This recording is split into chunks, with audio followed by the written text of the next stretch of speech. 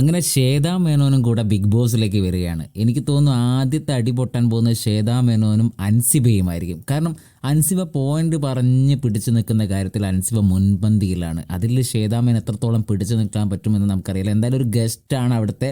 അപ്പോൾ ആ ഗസ്റ്റിനെ അവർ അത്രത്തോളം ട്രീറ്റ് ചെയ്യണം. ആ ട്രീറ്റിൻ്റെ ഭാഗമായിട്ട് എത്രത്തോളം ദേഷ്യപ്പെടാൻ പറ്റുമെന്നൊന്നും അറിയില്ല.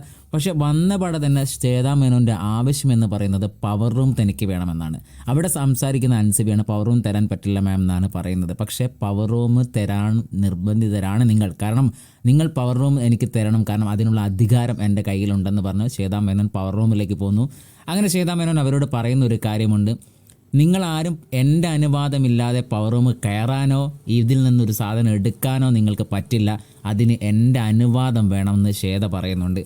അതാണ് ഒരു ഒരു ഞെട്ടിക്കുന്ന ഒരു പ്രൊമോയിലൂടെയാണ് അത് വന്നത്. എന്തായാലും ശ്വേതാ മേനോൻ തുടർന്നുള്ള ശ്വേതാ മേനോൻ്റെ രീതികളും ബിഗ് ബോസ് ഹൗസിലെ പ്രശ്നങ്ങളും എന്തായിരിക്കും, ഒരു പ്രശ്നമുണ്ടാക്കാൻ വേണ്ടി. കാരണം പവർ റൂമിനെ കുറിച്ചാണ് ഏറ്റവും കൂടുതൽ ചർച്ച ചെയ്തത്. ആ പവർ റൂം അധികാരം ഇപ്പോൾ നിലനിൽക്കുന്ന ആൾക്കാരിൽ നിന്ന് നഷ്ടപ്പെടുത്തുകയാണ് ശ്വേതാ മേനോൻ ഗസ്റ്റായി വന്നിട്ട്. അപ്പോൾ അതിനിടയിൽ ഉണ്ടാകുന്ന കുറേ പ്രശ്നങ്ങൾ എന്തായാലും നമുക്ക് കാണാൻ സാധിക്കും. എന്തായാലും ആ കാര്യങ്ങളൊക്കെ കണ്ട് നമുക്ക് അതുമായി ബന്ധപ്പെട്ട വീഡിയോയിലൂടെ ഒക്കെ വരാം. എന്തായാലും അതുവരെ നല്ലൊരു നേരം ആശംസിക്കുന്നു. നിങ്ങളുടെ അഭിപ്രായം നിങ്ങൾ കമൻറ്റായി രേഖപ്പെടുത്തുക.